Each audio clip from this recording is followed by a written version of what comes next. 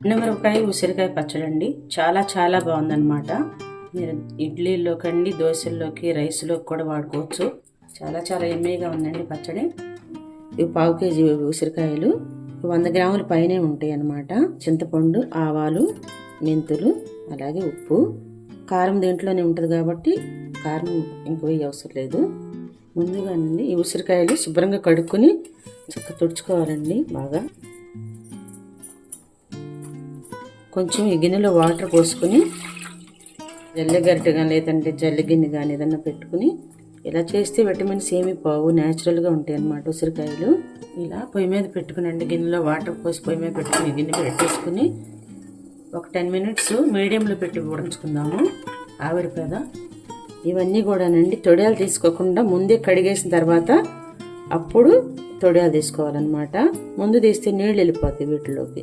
పండుమిరపకాయ పచ్చళ్ళకి ఎప్పుడైనా సరే తొడియాలు తీయకుండా కడగాలి. కడిగిన తర్వాత అప్పుడు తొడియాలు తీసుకోవాలి, లేదంటే నీళ్ళన్నీ కాయల్లోకి వెళ్ళిపోతాయి. తడి ఉండకుండా తుడుచుకోవాలి నీట్గా. చింతపండు ఇంత అయితే సరిపోతుందండి, సుమారు వేస్తున్నాను నేను. ఒక పెద్ద నిమ్మకాయ సైజు అంత వేస్తున్నాను. కొంచెం పైన కడిగేసుకుని మసాలా కాసి నీళ్ళు పోసి పెట్టుకుందాం. పక్కన నానుతా ఉంటుంది. నిమ్మకాయ అయినా పిండుకోవచ్చండి. పోసుకోవాలి కొంచెం, చాలు, ఎక్కువ పోయకూడదు. ఎందుకంటే మిరపకాయలు మనకు తేమ ఉంటుంది. కొంచెం ఇంతవరకు పోస్తే చాలు. సూపర్గా ఉడికినాయండి. చూడండి, 15 మినిట్స్ అయినా పర్వాలేదు, ఇంత ఇచ్చిపోవాల్సిన అవసరం లేదు. ఉంటే ఇలా ఊడిపోయేటట్టు ఉండాలన్నమాట. తీసేద్దామండి.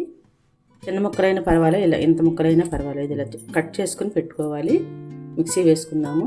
మెంతులు 1 స్పూన్ వేస్తున్నాను. ఒక్కొక్క పచ్చడికి ఒక్కొక్క కొలతగా ఉంటుంది. కొంచెం కలర్ వస్తుంది అన్నప్పుడు 1.5 స్పూన్ ఉంటాయి అన్నమాట ఆవాలు. ఇలా చిటపటమనేటప్పుడు వేగిపోయి తీసేద్దాము. స్టవ్ కొంచెం ఆరబెట్టి మిక్సీ వేసేసుకుందాము. మెంతులన్నీ కూడా మిక్సీ వేసేసుకుందాము. కల్లుప్పు తీసుకున్నాను, అంత దీంట్లో వేసేసి మిక్సీ వేస్తాను. తీసుకున్న క్వాంటిటీలోదే వేస్తున్నాను. మెత్తగా వచ్చేసింది. వేరే బౌల్లోకి తీసుకుని దీంట్లో పండుమిర్చి వేసేసుకుందాం. మిక్సీ కచ్చా పచ్చిగా ఇలా కొంచెం కొంచెం మిక్సీ వేసుకుని విడిగా పెట్టుకుందాము. ఇవి కూడా వేసేసుకుందాము. ఇవి కొంచెం కూడా వేసుకుని ఒక ప్లేట్లోకి తీసేసుకుందాము. రెండు మిక్సీ వేసేసుకుందాము. లూజ్ కావాలనుకుంటే కొంచెం పోసుకుంటే సరిపోతుంది, ఎక్కువ పోయకూడదు, టేస్ట్ మారిపోతుంది. ఈ మసాలా కాసినాయండి, ఏ పడితే అయిపోయకూడదు, మరి పచ్చడి పాడైపోతుంది.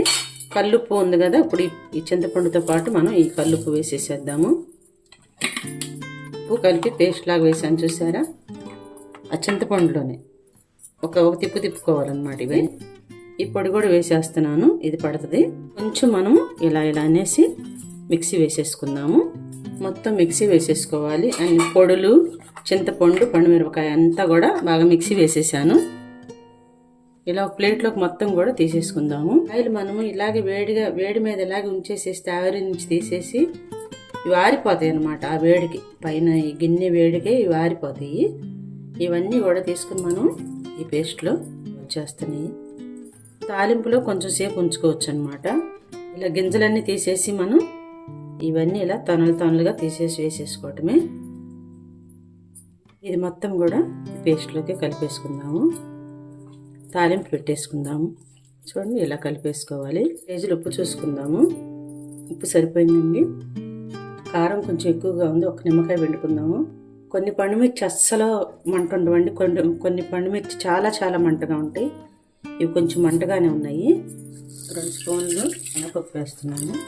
అలాగే 1 స్పూన్ మీద మినపప్పు, కొంచెం ఆవాలు వేసుకుందాము. పసుపు. పచ్చడికి ఎప్పుడైనా కాస్త నూనె ఎక్కువే పోసుకోవాలండి, లేదంటే పచ్చడి పాడైపోతుంది. వచ్చి వేగిపోయిందండి. కరివేపాకు వేద్దాము. కరివేపాకు వేసేటప్పుడు ఇట్లా మూత పెడితే ఆ నూనె అంతా చిందకుండా ఉంటుంది. వేగిపోయింది. ఇంగువ కూడా వేసుకుందాము. 1 స్పూను వేసుకుందాము దీంట్లోకి. మీరు పులుపు, ఉప్పు అన్నీ అడ్జస్ట్ చేసుకోవటమే, మీకు రుచికి తగ్గట్టుగా. కాస్త ఉప్పు మాత్రం కరెక్ట్గా ఎక్కువగానే ఉండాలి పచ్చడిలో, లేదా పచ్చడి పాడైపోతుంది.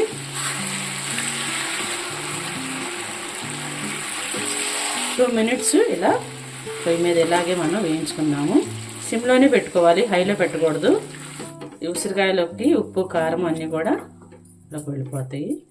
ఉప్పు, పులుపు అన్నీ బ్యాలెన్స్ చేయడానికి కొంచెం చిటికెడు బెల్లం వేసుకుంటే మంటది రాకుండా ఉంటుంది అనమాట. పండుమిర్చి బాగా మంటగా ఉంది.